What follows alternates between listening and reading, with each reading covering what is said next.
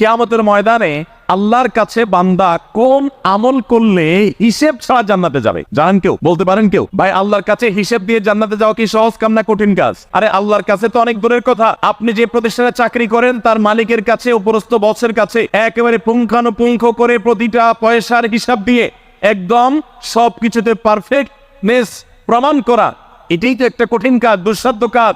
সেখানে সারা জীবনের হিসাব আল্লাহর কাছে দিয়ে পাই পাই করে তারপর আপনি জান্নাতে যাবেন, বিষয়টা এত সহজ না।